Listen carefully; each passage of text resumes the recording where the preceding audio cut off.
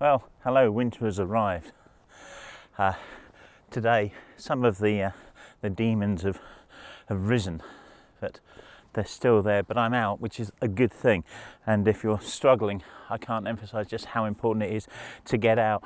A few days ago, I was very, very low, and I was already out somewhere, and on the way home, I call it home. It's just a term. I don't feel like it's home, but anyway. On the way back, I stopped off at Horsey and I waited around. The sun was amazing and I got a few shots, which I will put up in a moment. It made me feel a whole lot better. Just being out of my head, being out, enjoying nature, enjoying the scenery, enjoying the camera, and it made a big difference. I heartily recommend it if you can force yourself to go out, which is often my problem. I don't want this video to be a downer in any way. I mean, look at the conditions. They are stunning. This is, I don't know, might be about 10 o'clock in the morning. I don't have the time on me. It's not terribly important now. But it's cold, it's very cold. I say that, I suppose that's in comparison to what we've been more used to in recent days and months and such, but you can see there's some lovely frost and such around, just clinging to some of these things. It's not massive, but it's very foggy, as you can see. There's not a great deal of visibility, so I'm going to be reliant on details rather than scenes. And the number of times I've walked past this building here. Now if we do a 360, which I don't have to do by walking because we're on a 360 camera, so I'll zoom you around a little, you'll see that over there is a concrete complex, and it's part of a World War II defence installation, and this concrete building here, I believe, was one of the generator rooms for that there. And I walked past this countless times over the last couple of years, and it's just something I've walked past. I've never paid a great deal of attention to it, but today I've stood back at the entrance to this track here. What a marvellous building that is, by the way. But anyway, I've stood back and I've looked at it very much for the first time, rather than just ignoring it. I'm thinking, actually, in a kind of three-quarter pose from here, that's not bad. You've got this track leading off there. I don't want a car in the shot, so I've stepped back into this into these weeds here, and I've kind of got a three-quarter of that, and I've shot it in a monochrome profile on the camera, and I think it'll probably work quite well as a monochrome. There's no detail in the sky in any case, so heck, why the hell not? So I will show you that shot first, and then we'll run into the images I got on the way home a few days ago.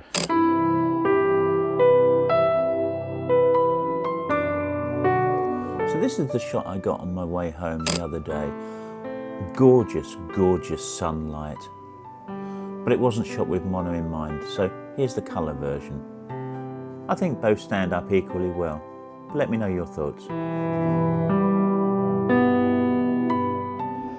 So today's video isn't sponsored by anybody. I mean, when are my videos sponsored by anybody? But I do occasionally get things given to me, being the influencer that I am. Today I'm wearing these wonderful Valerie photography gloves with the sticky out fingers and the magnetically foldy out backs on all of those. Now, I've had these for a couple of years now, and they are very, very good. I don't get on with gloves terribly well because, well, you've got no feeling in them, have you? But once you get your fingers out like that, yeah, things work really rather well, and they are very good. There's a complete review of these up in the corner here. Just a shout out really to Valerie. If you want a set of gloves, photography gloves for winter, and you'd like to help the channel out and give me a bit of support, there is an affiliate link down below. If you buy a pair, I'll get a couple of quid off of it. thoroughly recommend it, and they are good gloves. I mean, heck, these are warm. I somehow doubt that the camera's going to pick this up, and it is vanishing quickly, but there's a cloud there and a bit of blue sky. Yeah, I don't know how long it'll be there. It's gone.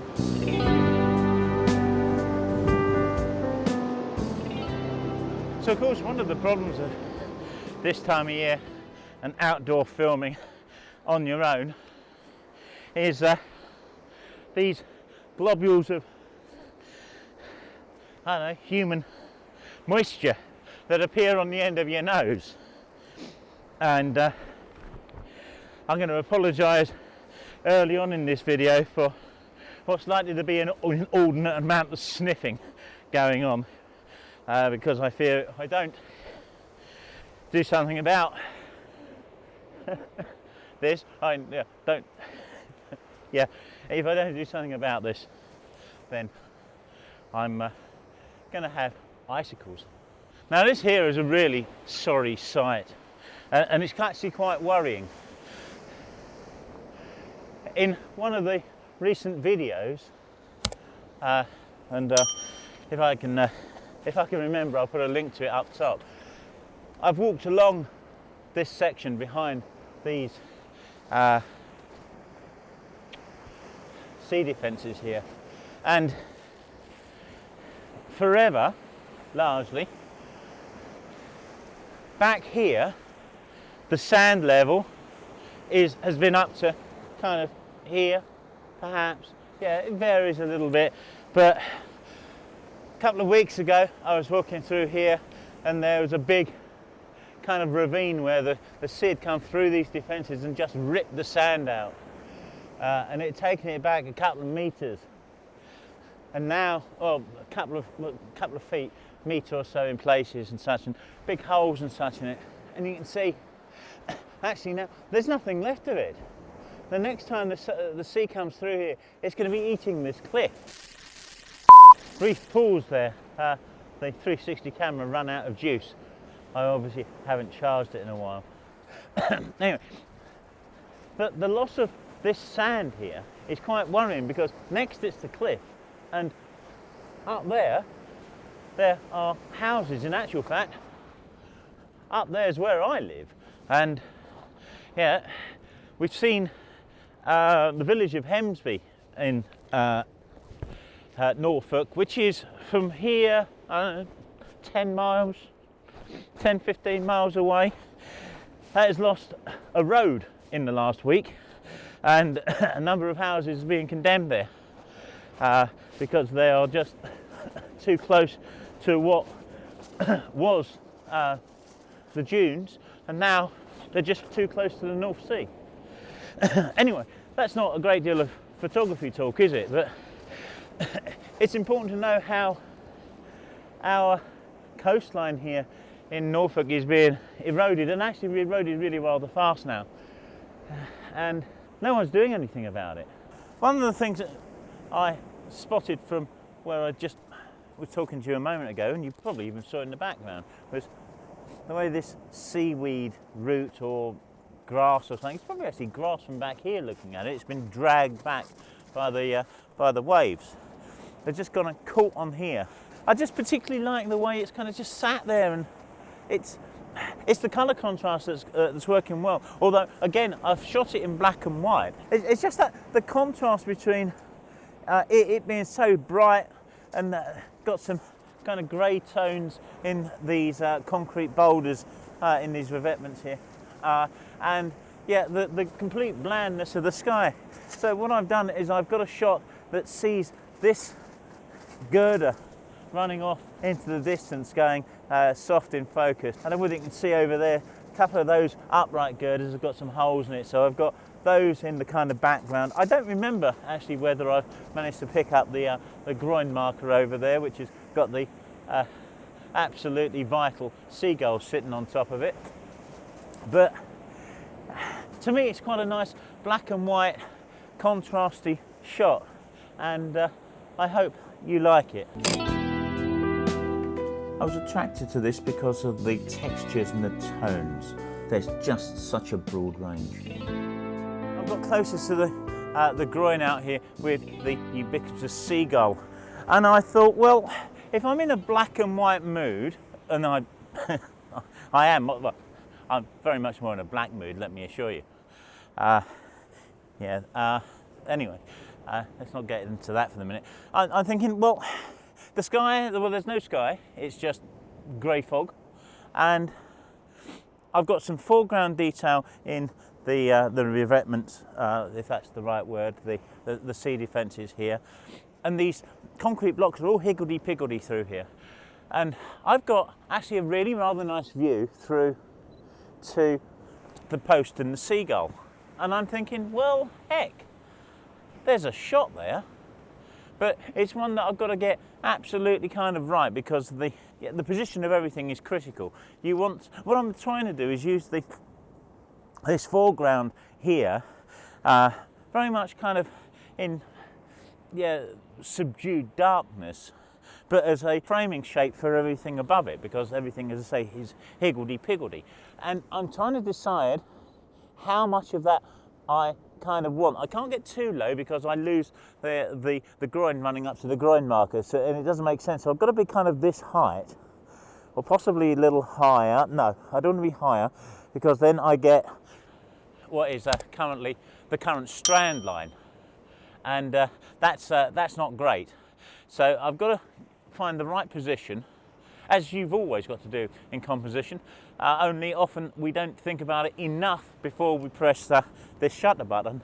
We often get back to our studios, often a laptop, in our living room, and we're disappointed by our results. So I'm going to try and put a bit more effort into this, and hope to God I manage to get something out of it.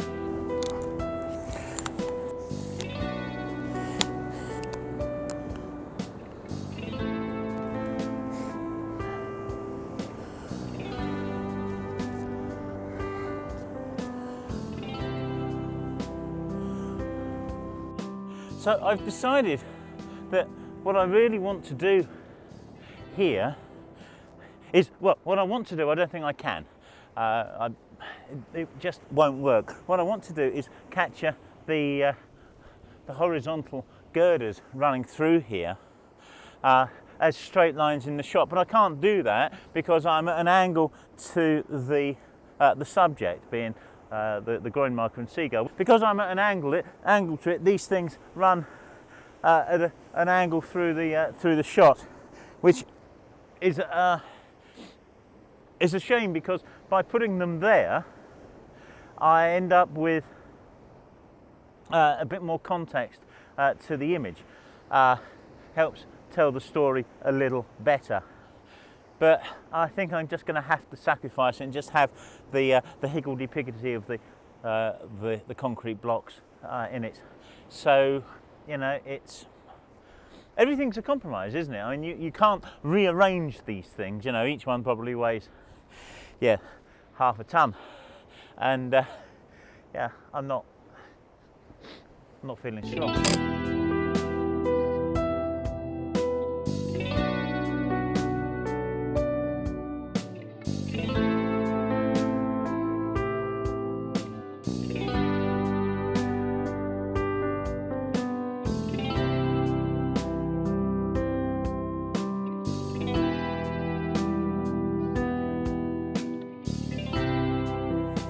Now, I've got to be honest, I'm not a fan of packing and unpacking every time I take a shot. It really is a pain in the backside. But when you've got so many layers on to keep you warm, and you've got so much kit with you, because I didn't really thin it down, let's face it. I'm only carrying the one tripod, you know, the little K&F one there, well, little-ish, nice little travel thing. And you'll spot, actually, incidentally, that I've left the feet out a little way. And the reason for that, if you're curious or don't know, is sand. I don't want the sand to get into the telescopic mechanism. So if I leave the feet out, it can't, well, it's not going to penetrate anything like as much as it might have done otherwise. And you'll see also I've put the feet at the top rather than putting them down into the bag, which is the way I would normally do it. Again, to keep the sand out of the bag.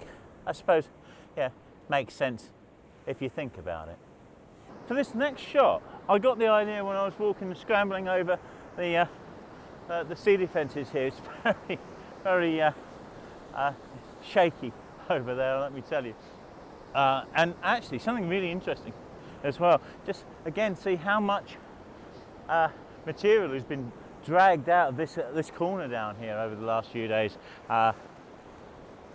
Earlier shots of this from other videos, recent videos, go take a look, will show not only the fact that these concrete lumps down here were invisible and covered, but actually the sand level was probably only about maybe 9 inches, a foot below the top of this concrete castellation, so it's a great deal. Anyway, I'm waffling.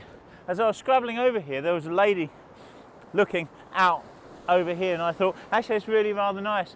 I've got, well, I can make some really dark elements of the promenade here over on the right hand side, and if I pull you around here, you'll see that just huge big open space.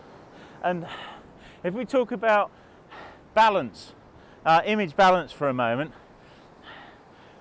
when we're looking over here, we've got this huge lump of concrete and railings kind of going off there, really dark and imposing, and over here completely light areas of not very much.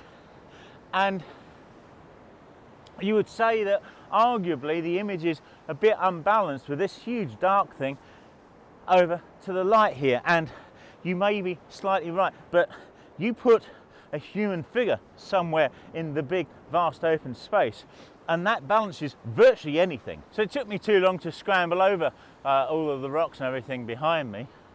So I thought, well, I'll just set the camera up, I'll put it on a self timer with an interval and take a series of 10 images, and I've done it a couple of times already. I'm going to do it again, and I'm just going to stand in the shot.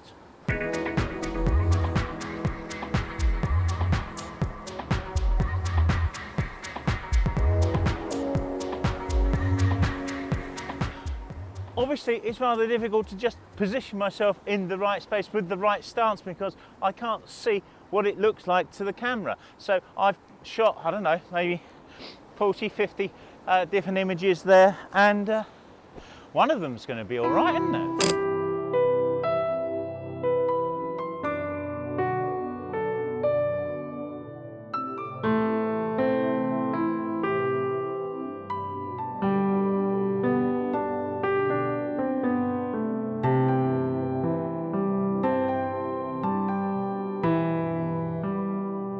So when I came out today, I had no particular subject in mind. I certainly didn't expect I'd be shooting purely in black and white.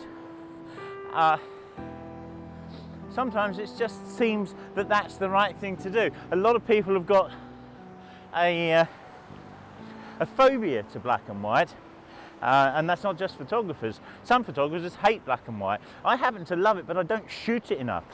I started in black and white, well, I started being serious about what I was doing in black and white because I could develop it. Yeah, I have all of the gear to develop and print black and white, and I did it for a number of years. I wouldn't say I was any good, but then again, no one's any good at anything when they start off. These are all learned skills. I've moved away a lot from black and white because colour somehow seemed so much more sophisticated. I don't quite know why. I think we can be a lot more expressive in black and white, and we don't do enough of it. To a lot of other people, a lot of non-photographers, to a lot of non-artists, it seems old and aged and old-fashioned, retro perhaps. I think the fact is that black and white never went out of fashion with everybody. It went out of fashion as modernisation came in. We ended up with different ideas of what we liked or what was of today's world. Black and white has got every place in the art of today, and certainly the photographic art of today, and I really think that we should do a whole heap more of it. Yes, there's no doubt it's a different discipline. It's a different struggle to the norm of colour.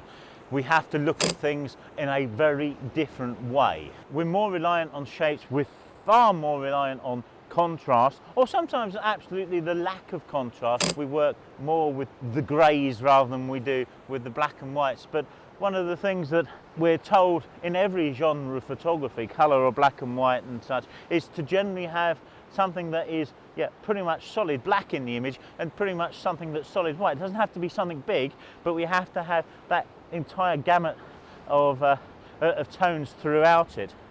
That's not always true. We can make it work with just greys and subtleties of grey, but by and large it's the contrast that often makes these things work, and the structure often makes it work incredibly well. It does take a different eye and a different discipline, and therefore you've got to learn something different.